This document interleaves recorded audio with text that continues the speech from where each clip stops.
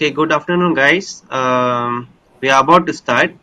Let's wait for another 1 or 2 minutes, huh? Okay,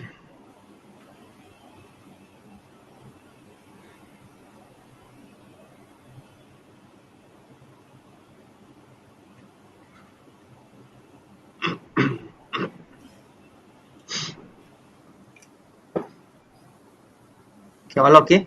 Panels? Yes. Okay. Okay. Very good afternoon and welcome to BITS Flash Pitch. BITS stands for Bridging Innovation, Technology and Science. The main idea for this initiative is to have a platform to students to become technopreneurs, a step towards realizing in campus Silicon Valley to grow technopreneurs in Malaysia. So our first event happened in last year October, where 10 groups of students presented the idea in 3 minutes pitching session, and they have given time to do business proposal and design mobile app prototype to present their ideas to the investors. We had our final presentation December last year at IEG campus. So for the second season, we made the video available in YouTube due to pandemic, and we were still exploring alternative for having this event. For today, we are going to have 5 groups to present their tech startup idea based on 10 elements required for tech startup analysis. Okay, so the group list as follows. First is home cooked and a smart business card, Pata Bazaar, seeds, and Mangami. So those are the 5 groups. We are having 2 awesome panels here, Dr. Ashley and Miss Caroline, lecturers from Faculty of Arts and Science IMW. Thanks, Dr. Ashley and Miss Caroline, for joining the event and also for the cooperation throughout the preparations. Okay, today there will be 2 winners. One of the group, one for best group and another for best presenter. Panels will be allocating mock budget for each group based on their presentation, and group should utilize the mock budget given to reflect in their business proposal or project proposal development.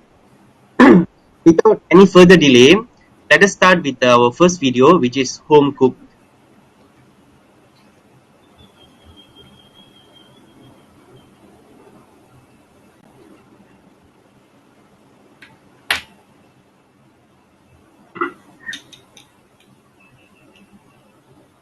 Antonio, and on behalf of my group, which includes Amran and Jawad, I would like to pitch to you our startup idea, a food delivery platform called Home Cooked.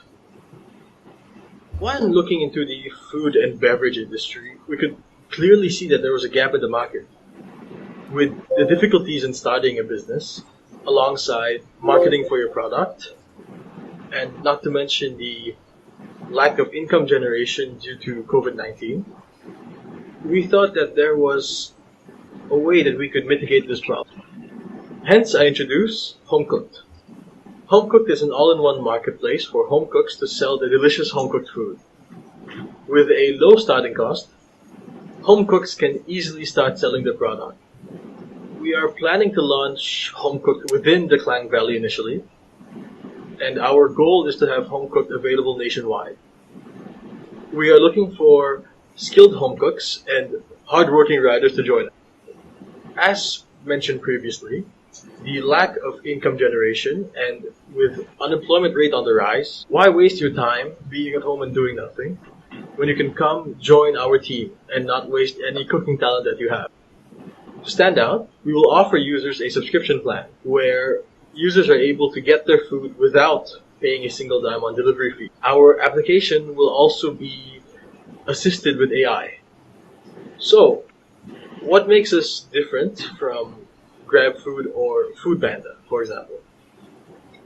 Our model is tailored specifically for skilled home cooks working from home, while our competitors are tailored for proper business establishments like restaurants and cafes.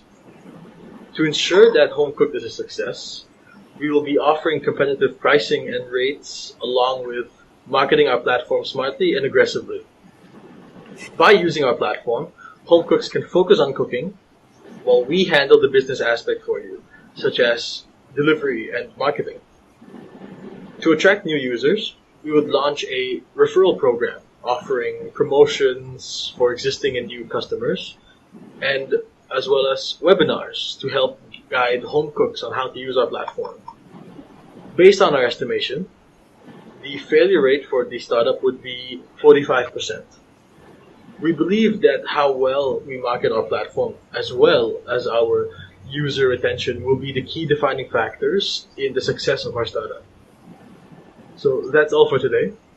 Thank you for taking the time to listen to our startup idea. And I hope you have a wonderful time. Hope to hear from you soon. Bye. Okay, let me invite the group representative, Jawad and Ali, on the stage for Q&A session. Jawad and Ali.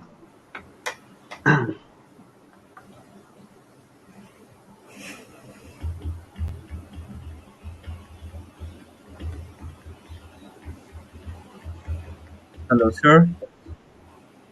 Yeah, okay. So panels can ask question to, we have two representatives from the first group. So panels may ask questions.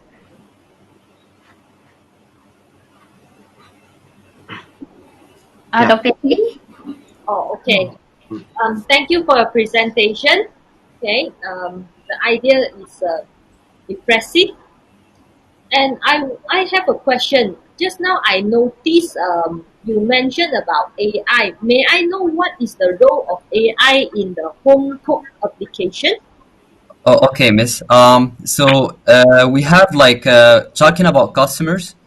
We have the user interface for customers. The customers are in our application.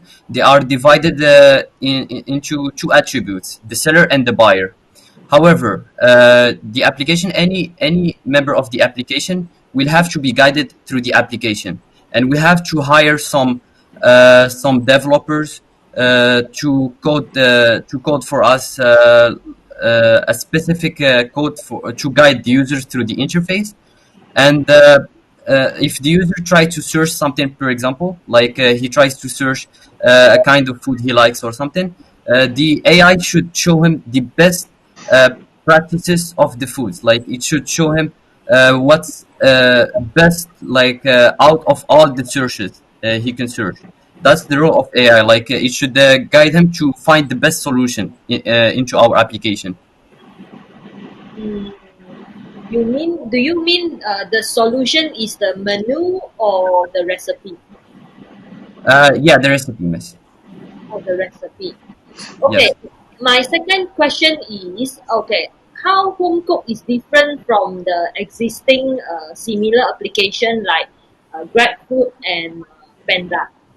Okay, so the GrabFood and Food Panda, actually they are focusing on one type of customer, which is the buyer. Like if you download Food Panda, you can only buy food.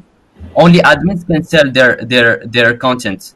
However, in our application, it actually focuses more on both sides of users, like sellers and customer and buyers, and also for it will provide support for both of them. And actually the difference between both these apps like Food Panda and our application is based on like the brands. In Food Panda they will sell a specific kind of brand, like Burger King, MacD. They have brands. In our application we don't have this. Like the sellers will have to rely on themselves. They cannot outsource. They cannot get they will have, if they want to sell their product, the name of the product will be on their, they will create the company themselves, and then they have to sell. It's not like they will rely on Burger King or Texas Chicken to sell their food. They have to create their own product. I see. Okay, Yes, ma'am. my last question is, how much budget do you allocate for this project? I can say like 100,000 ringgits. 100,000 ringgit. Okay. Yes, miss. And how long will it be to complete the project? What is the plan? About 4 to 5 months, because it's an individual business. We should focus more on our customers, and if the customers are happy, then we will first prototype. If the customers are happy, then this is our result. Thank you. That is Thank you, Miss. all for my question. Thank you. Okay. Any comments about this group, Doctor and Miss Caroline? Um, I just have one question. Yes, Miss. So, how can you regulate the home cooked food? Basically, like cleanliness, because this is food, right? So, cleanliness and all these things, because the regulation sometimes when it comes involving preparing food. Yeah, So the question is like how the sellers will produce their brands, right? yeah. Like the application will have selections. Like once you are in the application, it will give you selections. If you are a seller and if you are a buyer, you can just like browse food. If you are a seller, you once you want to sell your food, actually they will provide you photos compatible like what you are cooking. Like if you are cooking burgers, it will give you some suggestion of burger photos and all. You can include it. You can include it in the photo, and then it will show you like the main page will have the content of food, and down it will have the drinks. Like you will arrange both the foods and the drinks with the pictures. Okay, thank you. Thank you, Miss. Okay. Any comments or feedback about this group presentation? No. Anyone think? Okay. So thank you, Jawad and Ali, for the Thank you, for being guys. on the stage. Thank you.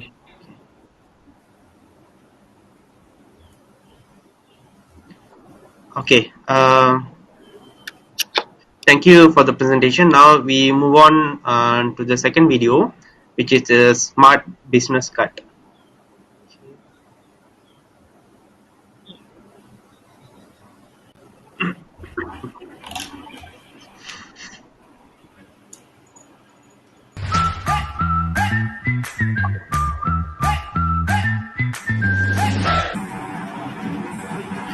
Hello, today we're going to talk about smart business card and we're going to talk about the aspect. Problem findings is to break the traditional business card usage. Most of the business card nowadays is just a paper or is some kind of object which is typically an old trend. The proposed solution for the digital business card is to normalize the digital communication in the modern era because every human being is now towards the technological sector. The scope is mainly for those who use business cards a lot in business purpose, especially for corporates, employers, and their clients. The demand for business card right now is very high because everyone is preferring to have a contactless method or contactless payment or contactless information sharing.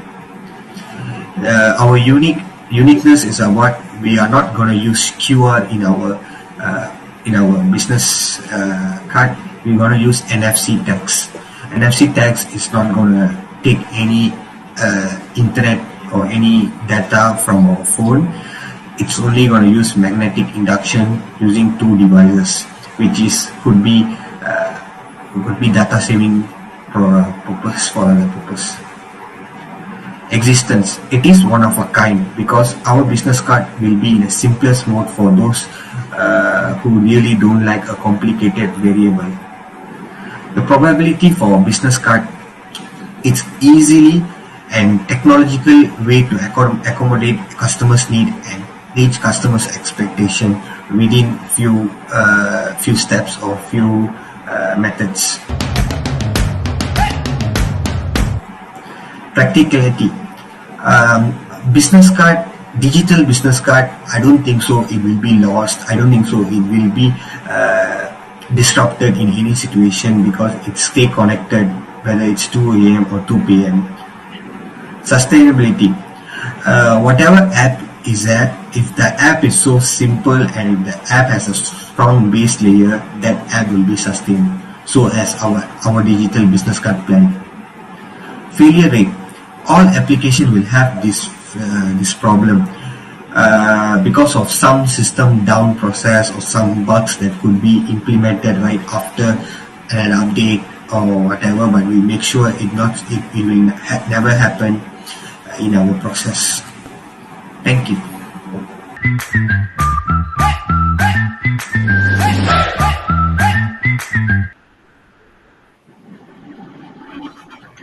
Okay. Thank you for the presentation.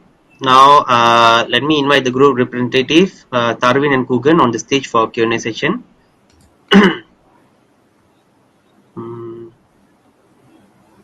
Tarvin and Kugan.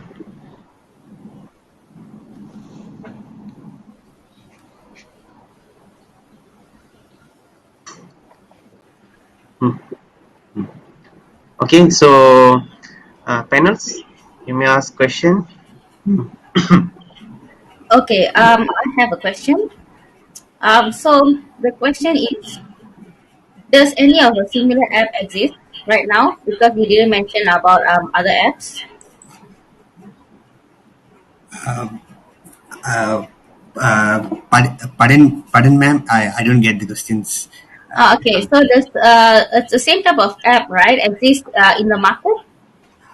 Okay, so basically, our idea is not to build an app. It's about giving service to companies. If let's say, all most of the corporates or most of the companies, they need a business card to promote their business to attract their customers. So we are giving services by building a. If let's say, if I'm having a company and I'm going to promote my business with a small business card, the content in the business card will be less, and people easily get. People easily throw, or they will lost the business card at some point of time. By using NFC tags, we're gonna create a basic layout homepage for that particular company. You using NFC tags, which can transmit it using magnetic waves, so that customers can easily connect to the homepage and get their relevant data from the homepage. Okay, so if it's Madam, not an app, it's a website. Yeah, it is a website. It's a front end website. Okay, so Dr. Ashley? Okay. Thank you for your presentation. I would like to know, okay, the reason why you use the NFC tag. Okay. Generally, most of the payments and most of the transaction or most of the promoting business are using QR codes right now. Mm, But QR codes have a main downside, which is in QR codes, in one single QR code, there's 55 million subcodes, which hackers, or we could say any malicious people, can easily phishing. We can use the term as phishing. They easily can phish the particular code.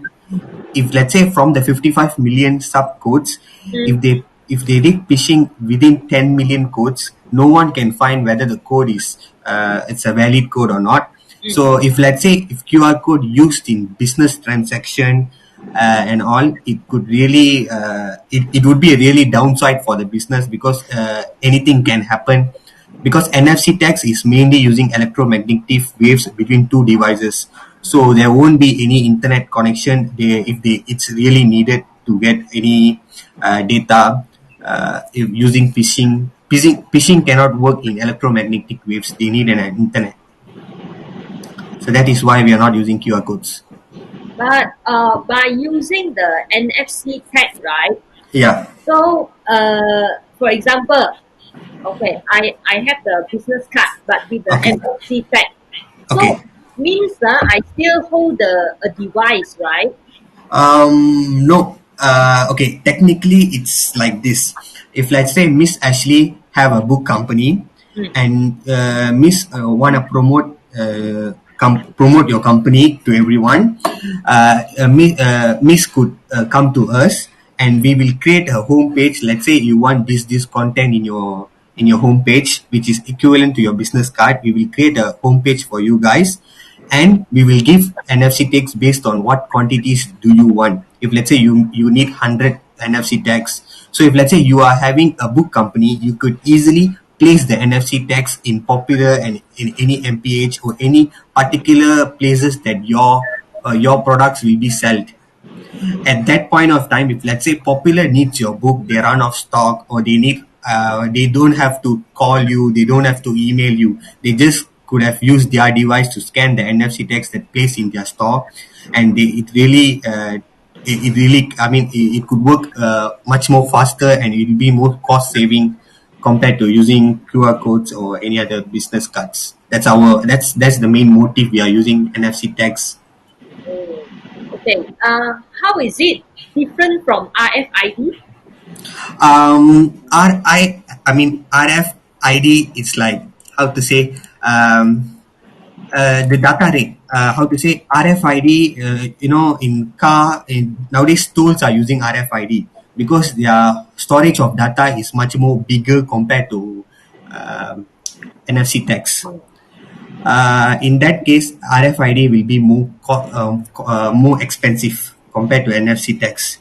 Our main motive is cost effective thing. For, let's say, for any business, as a business card content, if let's say the data we're gonna hold inside the NFC tags will be same equivalent to a cardboard business card. That much of data is needed. We don't need RFID. It's much more bigger. That's why tools are using RFID. Tools are not using NFC. So that's why we are not using a RFID. Good afternoon, Miss Ashley. Yeah.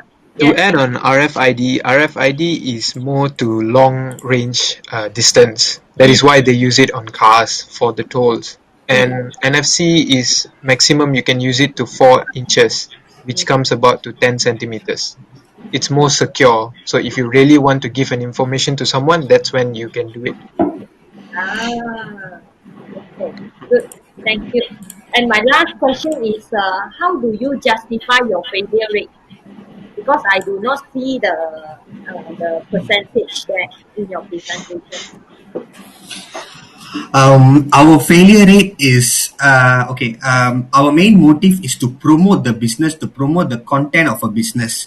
We are just gonna say our failure rate will be much lesser compared to it would be less because our work is to supply the service of a company. That means what are the services of the company to the clients. We are just gonna be a middleman to show the contents and services to the company. We don't have, I mean, we are not interfering in any transaction. We are not interfering any agreements or any business sectors. We are just gonna give their services to the clients. We're gonna show them. So in that case, there'll be only object to object. So the failure rate will be lesser compared to if it'll be lesser. If you were to give a number for your failure rate, how much would you give it? Um, I will go with 20%, madam. Oh, I see. yeah. So okay, the very last question, where the 20% goes? 20% goes to maintaining the NFC tags, and another one will be going to people's interest in it, because our NFC tags is only targeted to business. So currently, during the pandemic, a lot of businesses are closing down. So our view to push on to everyone to applying NFC tags, we'll be losing a lot of connections here. Okay, very good. That is all for my question. Thank you, madam. I have one question. So, how much is your budget? Our budget, we are allocating for around 50K for this business startup. Why 50K? 30K we put aside to developing the front end web. We need help from a technical person and IT support. So we need to pay him for. It's only not for a few months. It's only one time, more to a contract based. And then another 20K goes to ordering NFC tags. And to make NFC tags, one machine only costs about $84. So when we purchase one, we can put once our NFC tags start to be sold, we can roll that money up and to produce more NFC tags. And now to get NFC tags, one NFC tags cost about $10 US, and then so if we are going to apply, we're going to not going to go through a third party or fourth party. We are going to go directly to the factory shipment, which currently China has the biggest supply for NFC tags. So we are going to write an email to them, make an agreement with them per se. Let's say we are going to order 100,000 NFC tags from a start. So we would get 10 cents per NFC tag, or it even can go more cheaper based on our persuasion towards them. So it can even go to 5 cents per NFC tag.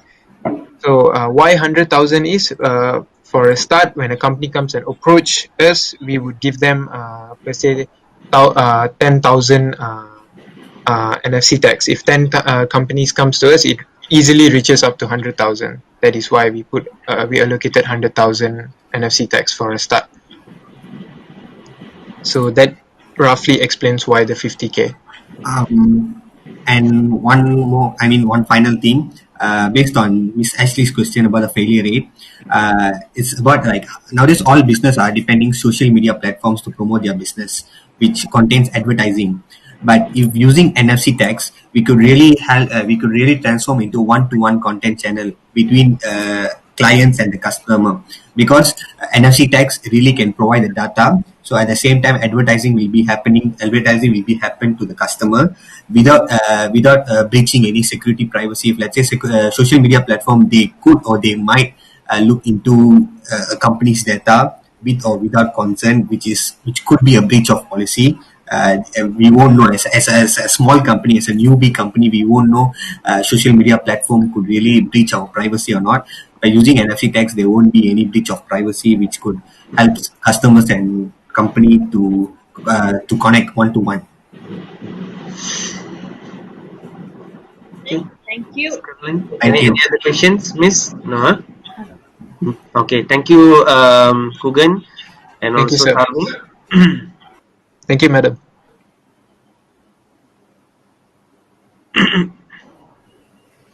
Okay, thanks for the group presentation. Now we move on to the third video, Butter Bazaar.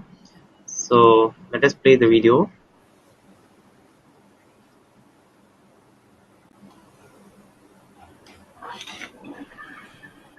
My name is Chris, and today I'll be proposing our app, Butter Bazaar, the bartering trading app. In today's market, selling used goods is fairly difficult. People have things they would like to give away rather than hoard, but at the same time, they would rather not do it for free. Also, people today prefer to go cashless as it's a safer option rather than being robbed or losing the money. So we came up with the app that allows people to buy stuff from other people, but not with money, but with stuff. In other words, bartering. That's right, we made bartering an app. And the only thing people need to pay is delivery, which we'll be providing. Now, looking at the scope of people who would be interested in such an idea, we have three types: people who want to buy stuff that other people own, people that have stuff they no longer need, and people who like making businesses out of these things, such as entrepreneurs. Now, you're probably asking, why would anyone want to use such an app? Well, as I mentioned before, people have a lot of stuff they don't need anymore. So why not trade it away for other stuff? Also, if people don't want to use money to buy stuff, our app is more suitable. Now, I hear you asking, what's so special about Butter Bazaar? The app will revive the age-old practice barter system, and in Malaysia nonetheless. Plus, we modernized it with a cashless system too. Now, bartering apps are not new. The apps that do so and more are Hula Trading, Bermuda App, Swap Up, and Swap It. But they have more issues and setbacks that make them the less than ideal app. So, how will our app compete? Our application will provide a reliable delivery system. We also tap into the market in Malaysia, where we plan to debut our fresh and interesting idea. Besides, to profit, we stick to pay-per-use services to stay afloat financially. All that sounds amazing, but how practical is the idea? Quite actually, as we maintain our reach within Malaysia, we ensure our services remain reliable. Moreover, the biggest risk we face is people losing interest in our idea.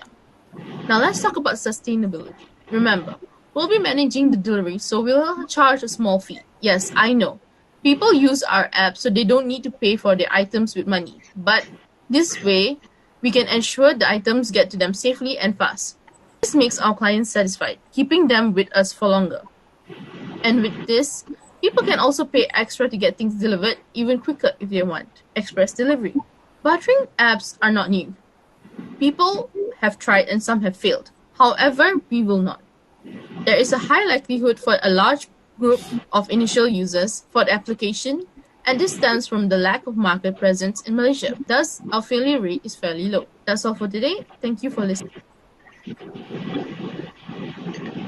Okay, thanks for the presentation. So now let me invite the group representative, Timothy and Chris, on the stage for Q&A session.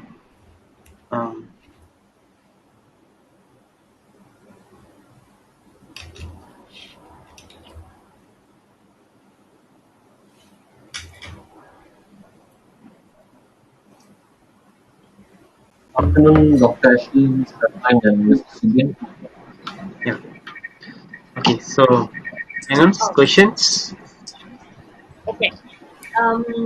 Thank you for your presentation. And the idea, okay, I would like to ask in terms of the existence, may I know, is there any similar apps in the marketplace right now?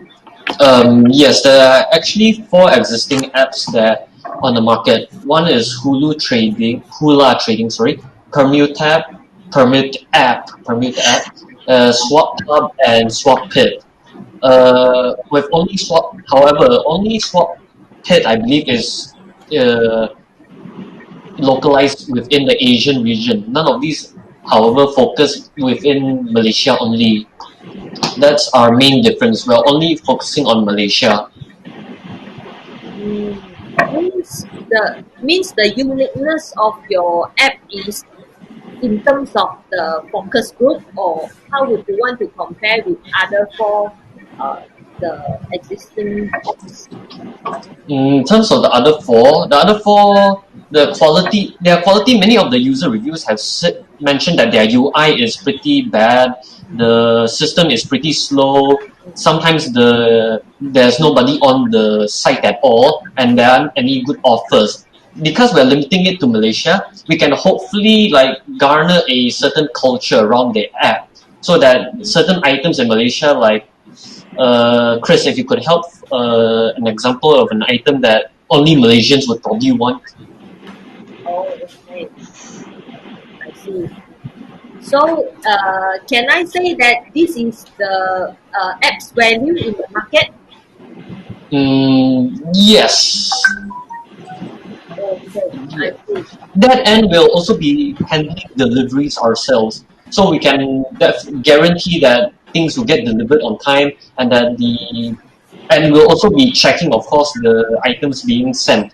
So in case something wasn't advertised correctly, or if an item was broken, we'll obviously refund the offer or give a discount, some sort of compensation. Okay. My second question is, in your app, who is going to moderate the barter to ensure there is the fair deal between the 2 parties? The app is mainly because such that they both decide on which value is suitable for them, so they decide. However, our job is to ensure that the item is actually a legit item when we pick it up. If it's not as what they say it is, then we will cancel the barter system. The transaction. Okay. My last question is,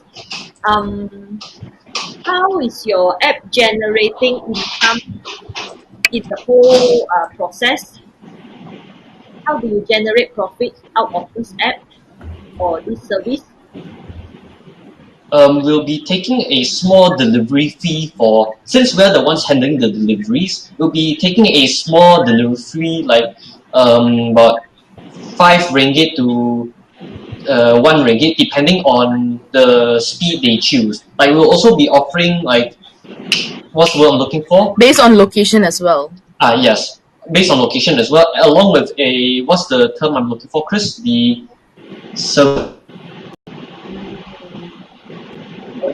The quick delivery. Yes, sorry, quick deliveries as the well. So they choose type that of option of delivery. cost. So Yes.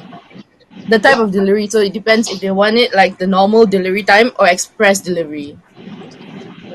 So are you going to handle the delivery by yourself or you appoint the courier service to do it? We are doing the delivery ourselves in our company. Oh, means you yourself is a courier service. Yes. Yes. Okay.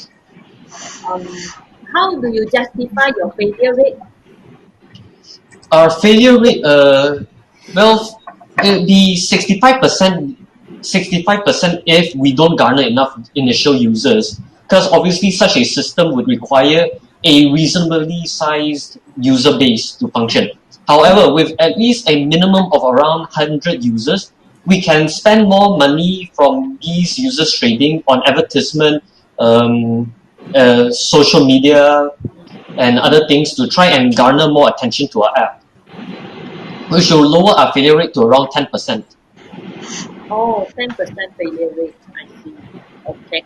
Thank you. That is all for my question. Miss Caroline. Okay. My question would be your revenue model. So this is an app, right? Yes. Okay. So why using the delivery fee? Okay. Compared to like a transaction fee. A delivery fee over a transaction fee? Yes. Sorry. Yes. So why aren't you all not charging a transaction fee for each transaction in your platform? That's mainly because our platform is trying to promote the barter system instead of the monetary system. So we'll only be taking a fee for like delivery because they'll mainly be trading within each other items only. They won't be like buying from each other in terms of money. Like we won't allow things like I'll buy this lamp from you for like 25 ringgit, then we take a fee from that. No, will be they'll be trading like I'll trade you my lamp in exchange for your used T-shirts. And so that's why we won't have a transaction fee. Okay. So because the delivery fee, how much of percentage will you take? Because you still have to pay for the delivery, correct? Yes. Well, no, because we are handling the deliveries. Yes, but you still have to pay the driver, the petrol, and all that, correct? Yes, that's true. So how much can you make from a delivery fee? Well, this is just an estimate lah. So the initial value would probably be pretty low. Like now that I think about it, the 1 ringgit to 5 ringgit is probably too low to actually be sustainable lah. So it's probably more reasonable around. Chris, if you could help. We would calculate the distance as well as the item of choice, whether we require to have which type of vehicle we use to transport the item. Based on that, we will estimate basically around give and take around 5+ ringgit depending on the location as well. But it's a starting fee of 5. Okay. Another question. So how can you the user legitimacy? So how can you know that the user right is a legitimate user? I mean, how can a user know that another user is a legitimate user? This will basically be using like a review system like Grab and similar systems to basically showcase that the user rating lah. So initial users, like new users, won't have will be unrated, say like that. So this is really all up to how much the users trust each other. Sorry. Okay. Okay, any comments? Panels, any comments? The comment is the presentation is too fast. So for me, like before I can read the content, then it already switched to the next slide. Okay. So if the presentation can be slowed down a bit, then would be better. Okay. So how much is your budget? This is, give me a second to just share the screen. We actually have a budget document. Our estimate budget is around minimum 222,100. Like this will be covering the electricity. Like this is only just for 3 months, take in mind as well. So obviously, if we want to operate long term, it'd be way higher because we're taking into account the electricity, the office rent, the furniture and furnishing, which will obviously be one time. Our is still pretty expensive, about 26,650. Then the cost of the vehicles, which even though it's only like 2 vans for deliveries, it still adds up to 31,400.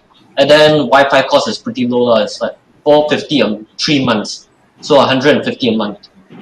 And then on top of that, we also have to pay for the employee cost during the development time, which is about 3.5 months. We will add up to a total about 156,800. And then on top of that, we still have to pay for the delivery team, which is about, if we want to operate long term, at least minimum 6 months to see any actual real results and analyze those results, we will have to operate at a cost of 86,400. But if it's just minimum 3 months, then it's 43,200. So like the minimum cost overall is about 222,100. Okay. Is there any reason you put 3 months? 3 months was basically just the minimum amount of time it would take to analyze any reasonable results. However, a better estimate amount of time would be 6 months. However, at that point, the cost would be way too high for an initial pitch. So we had to lower our what's the word I'm looking for? Our values. No, that's not the right word. We just have to lower our estimate a bit to make it more reasonable. Thank you. So your total budget to for the startup is 250,000. Is it? No, that's like the maximum cost. This should cover everything for 3 months or more. However, if we wanted to go cheaper, this would be the minimum at least. But this would be a better budget because this would cover any miscellaneous costs as well, like any toll payments, any extra rent, anything like incidents like COVID happening as well. So we have to change our system.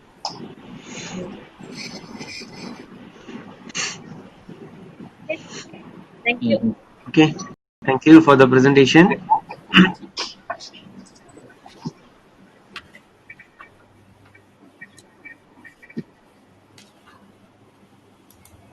Okay. Now we move on with the fourth video, seats. Let me play the video.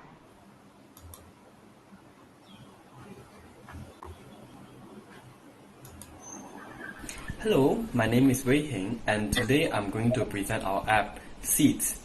In essence, Seats is a venue reservation app that allows users to book venues for gatherings, weddings, conference, and so much more. When booking a hall or venue, there is always a long booking time. Either a potential client will need to contact the venue holder and discuss dates for at least an hour, or set up a whole meeting to come to a decision on basics like what hall to use. When people opt for the traditional way of face-to-face booking, using the current method, a venue holder would have to print out multiple terms and conditions for each and every potential customer.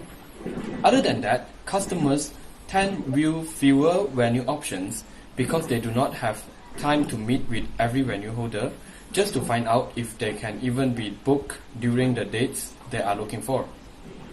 So, with Seats, users do not need to meet with the venue holder to book a venue because it can all be done in the comfort of your own home using the app. Besides that, all the terms and conditions, dates and amenities are detailed in the app so that users can search and find their best venue to suit their needs. The scope of seats is, of course, venues and hall. We cater specifically for people who want to view venues to find the perfect one to suit their needs. The demand for seats is for people who want to have a venue for their birthday parties, private events, or even a company looking for a venue to hold a conference.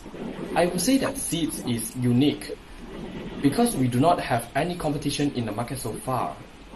Another important aspect is exclusive venues. We hope to acquire exclusive rights to certain hotcake venues that to only be available in our app. The closest competitor we were able to find is the Table app, an application to book restaurants which is only available at selected locations. The probability of our app being a success is relatively high because we do not have a direct competitor. However, during the pandemic, would be a hard time to release this app due to the COVID-19 outbreak. In terms of practicality, I believe that our application will work like Lazada or Shopee. We will let users book any venues from many different venue holders. Now, I trust that the sustainability of our application will increase over time. This is because a similar startup will find it difficult to take over our application in market usage as long as our app has more exclusive and non-exclusive venues overall. We will only struggle if users prefer face-to-face booking and if we can't get venue holder on board to join our app. That is all from us at Seed. Okay, thank you for the presentation. Now let me invite group representative Kishan and Wei Hing on the stage for Q&A session.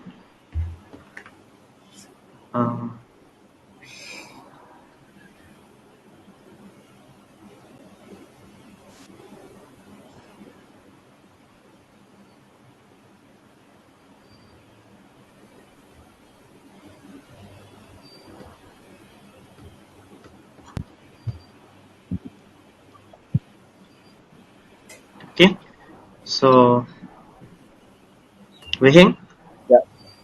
Yeah, okay. Okay. So panels may ask questions. Um,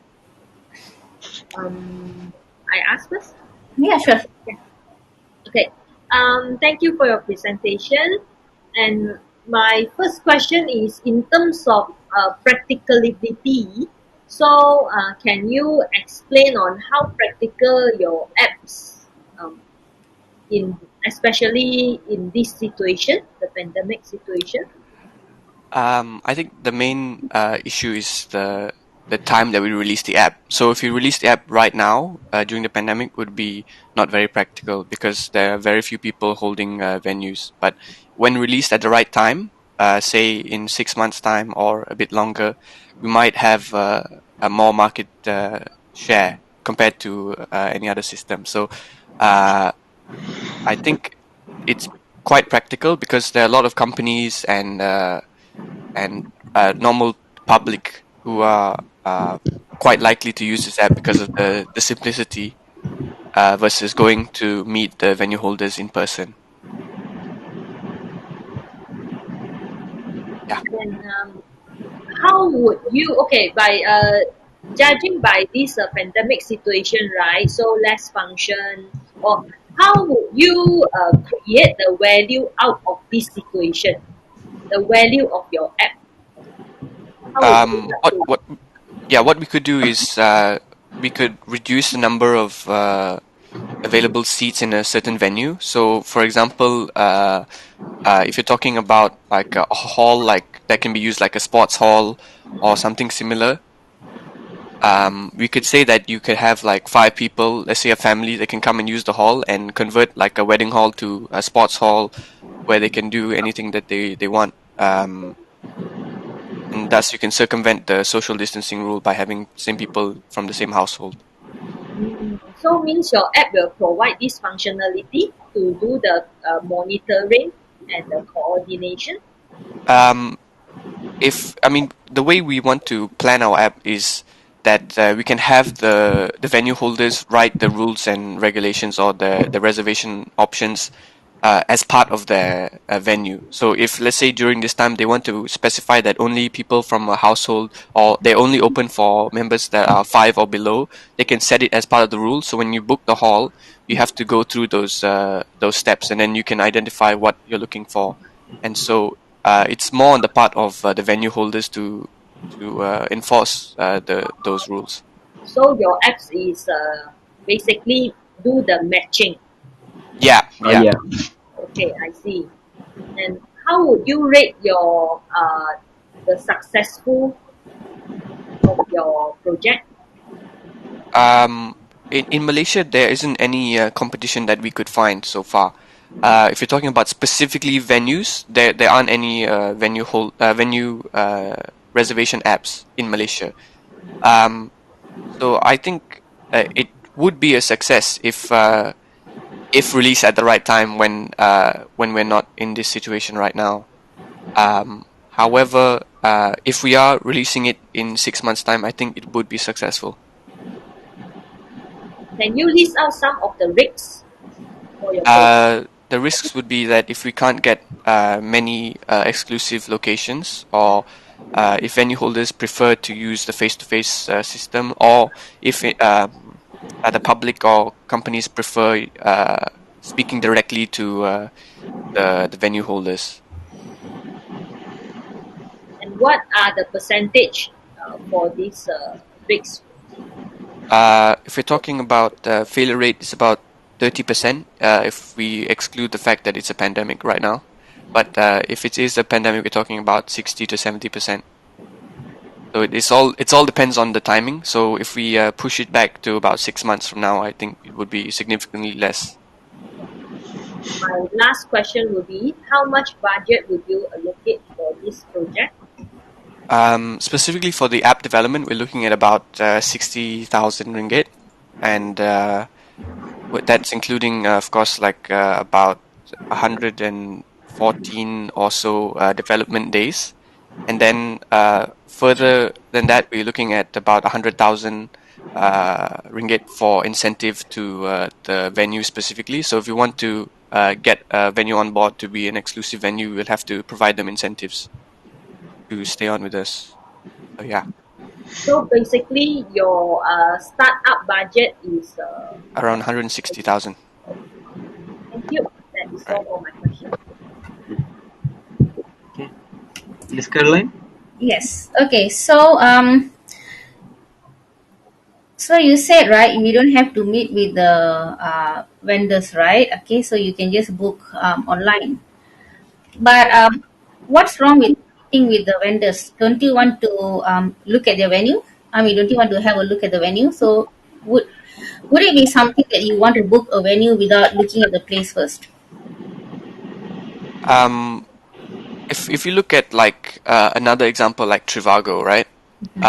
They're a hotel booking company, and the way they operate is they have images of the hotel room and what amenities they provide and so on.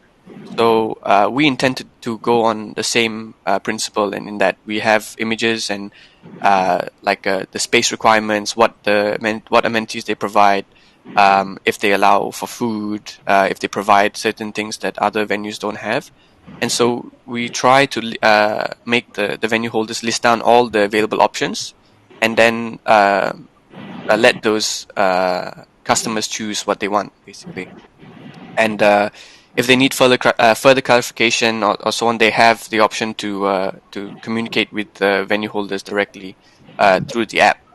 So if you want to ask for more information, you can always just type them a message. Okay. The next question is, do you have a contingency plan if there is another outbreak or no of pandemic? So if that happens, so and everything is shut down again, so how are you going to sustain your business?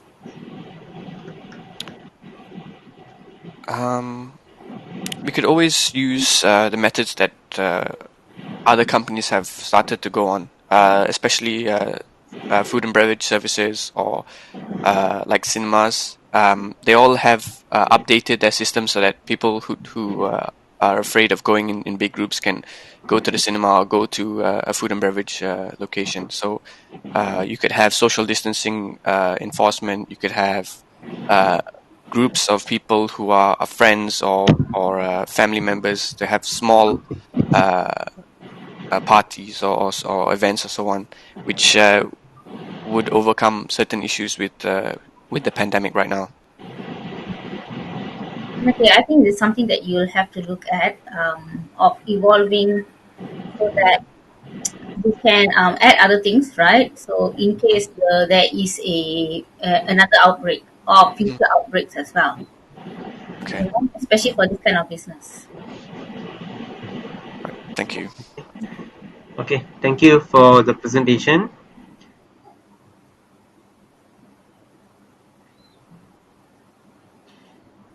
Okay, um, now we watched the very last video of today's presentation, Mangami.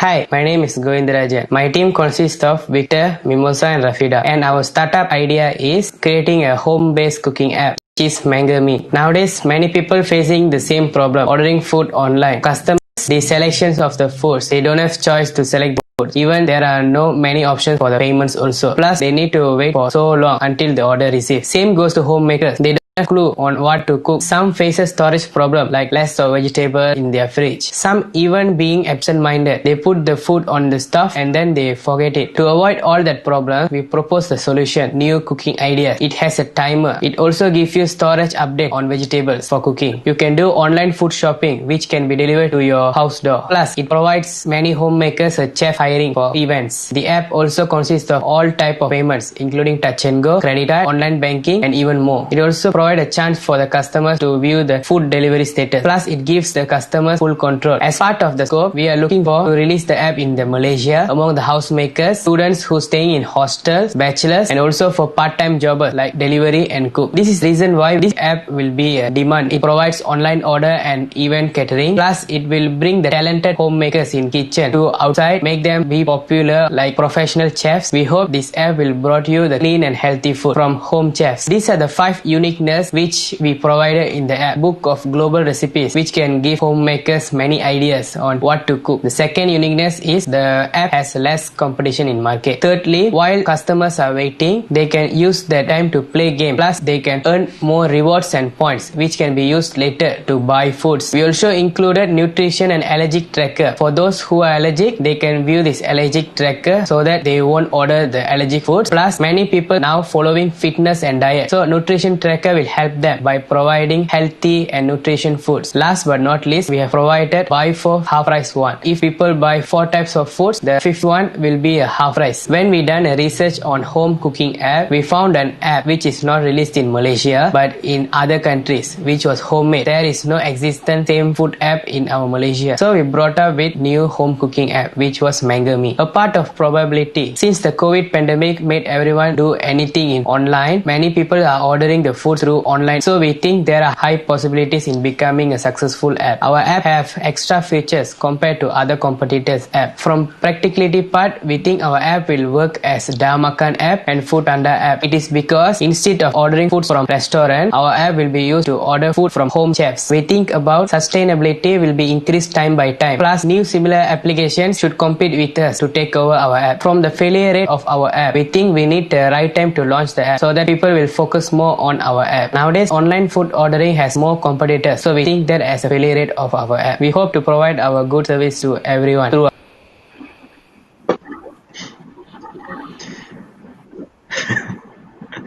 Okay, thanks for the presentation. Let me invite the group representative Govin and Victor on the stage for Q&A session. Um,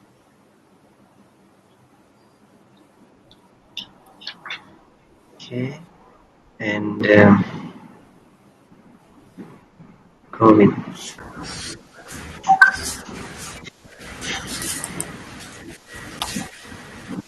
Okay,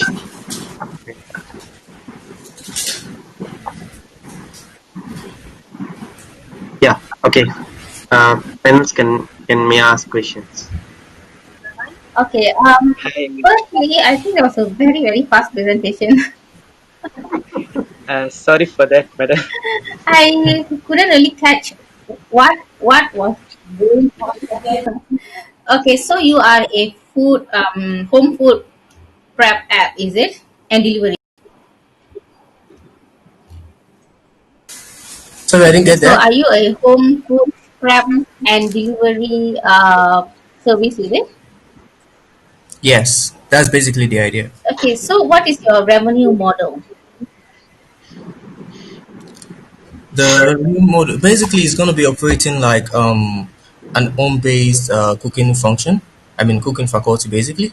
So we don't really have to do much. We only have to be the link between both the consumers and the um, retailers or wholesalers in that wise. So basically, the people are going to be cooking. Our platform is going to show the list of chefs that are available, list of people who are going to be available to cook this particular food, what is available on ground right now, along with the ingredients, the nutritional values, and all that. So it's left for the customer to pick, okay, this is what I want, and then order it. Yeah, so how do you make your money?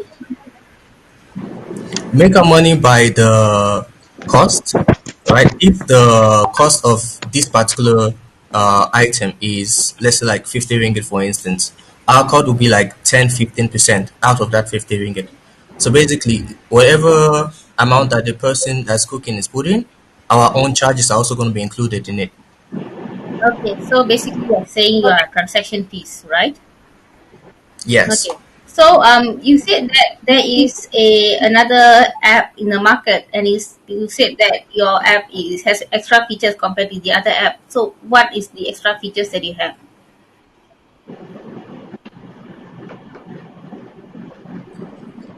Right. The extra features basically is that we can track the allergies, we can track the initial values.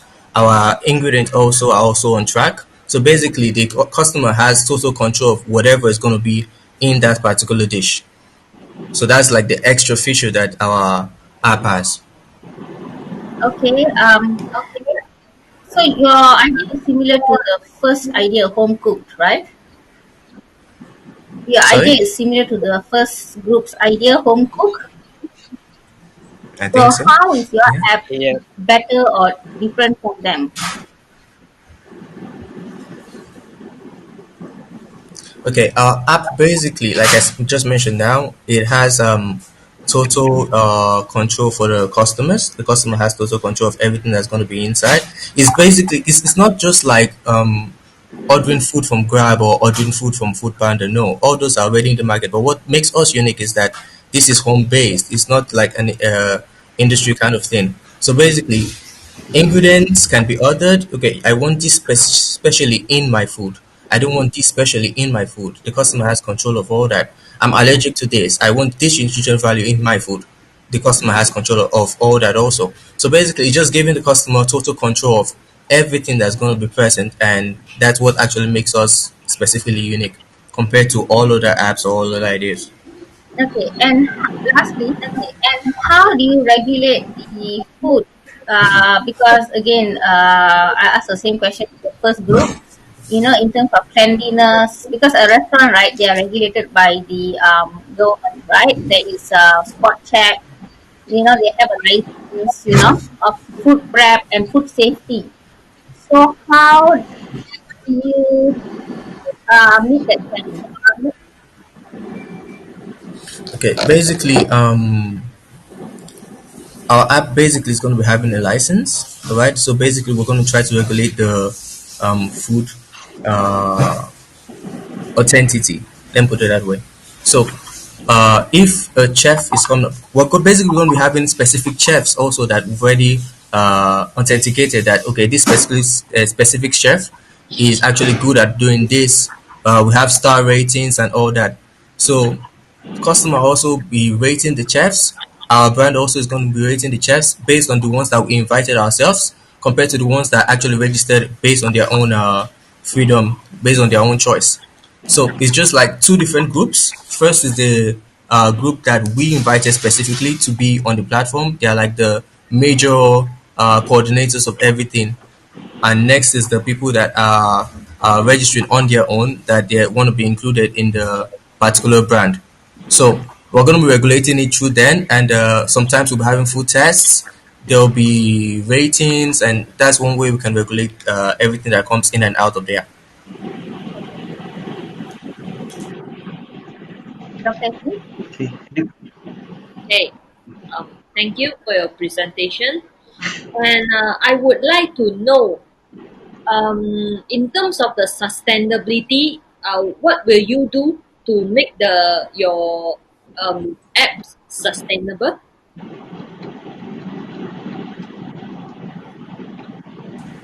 Sustainable We in think what wise? our app is not going.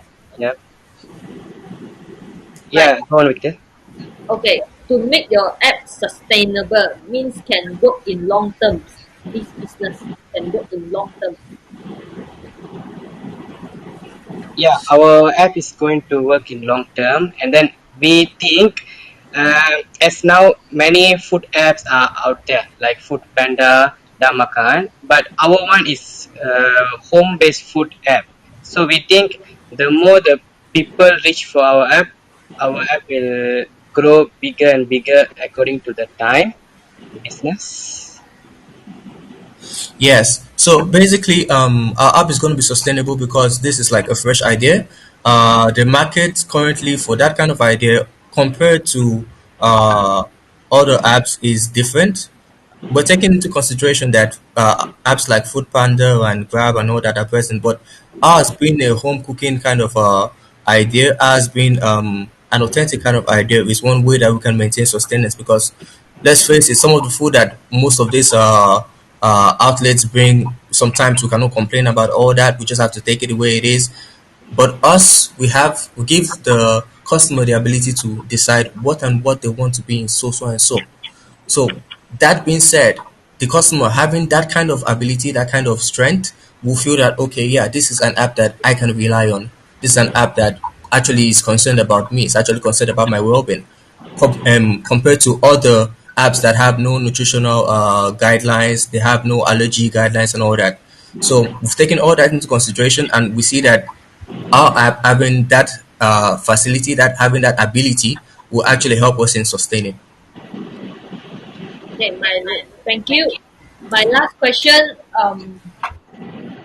what is the risk that contribute to your, what is the possible risk that contributes to your project failure? One of the major risks that contribute to our project failure is the familiarity. Us being a new startup coming into the market that's already, should I say, overwhelmed with Grab and Food Panda and Damakan and all that, would actually pose like a form of like threat. But once we're able to gather the customer's attention via advertisements, via discounts, through different mediums that will tell the customer, okay, this and this is what we have to offer for you. Once we're able to get the customer's attention, then that risk comes down drastically.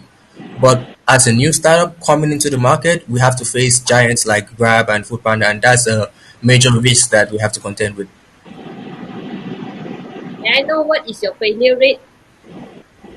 The failure rate currently now is 50-50 because us being a new startup, we have different ideas, home based, allergy tracker, nutrition tracker. That gives us a kind of like edge compared to other standing establishments. But like I mentioned earlier, other establishments already have the fan base, they already have the reach to different people. They are well known in Malaysia. So that's the threat that we actually face now.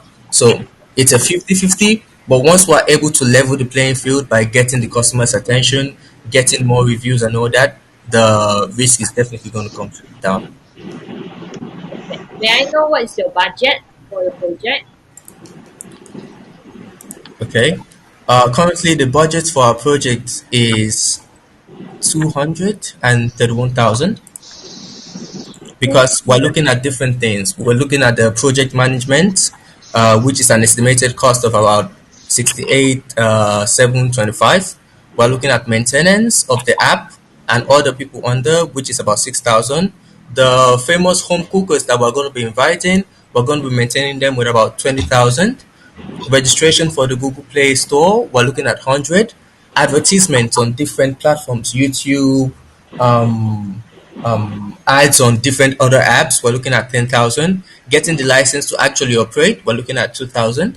And for development of the app on the program to remove bugs and all that, we're looking at 154. 755, I mean 154,755 ringgit. And then for the user interface design, we're looking at 20,362 ringgit. And quality assurance also, we're looking at 39,299.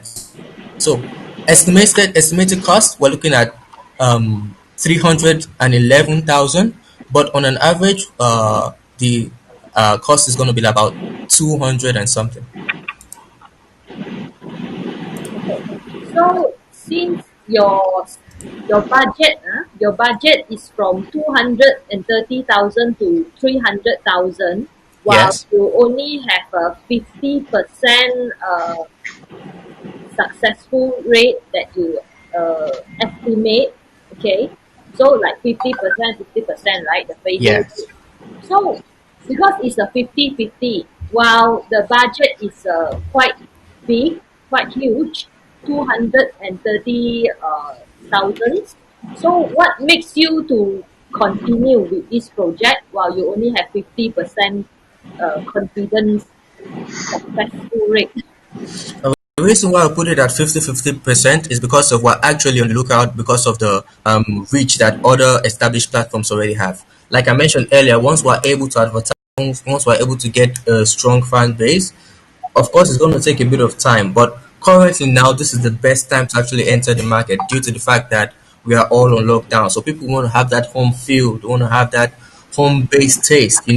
Something like biryani, for instance. Now, if someone is cooking it at home, is different from cooking when you're in the restaurant. You get what I'm saying? So getting that kind of home feel is something that we're leveraging on, especially with this market that is currently on with this time frame, also the lockdown season. So it's more or less like a best time for us to actually enter this particular market.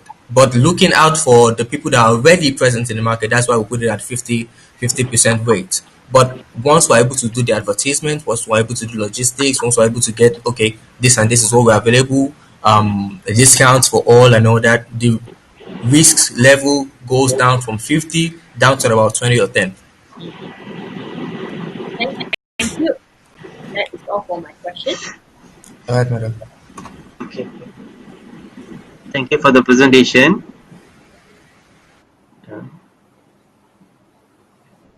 Okay, thanks to all the groups. Now we'll be having a panel discussion session to evaluate the startup idea for the next 5 to 10 minutes. Meanwhile, feel free to meet the groups and ask further questions in the launch area. We'll be back in 5 to 10 minutes gap. Okay, so see you soon. Just in 5 minutes. Okay.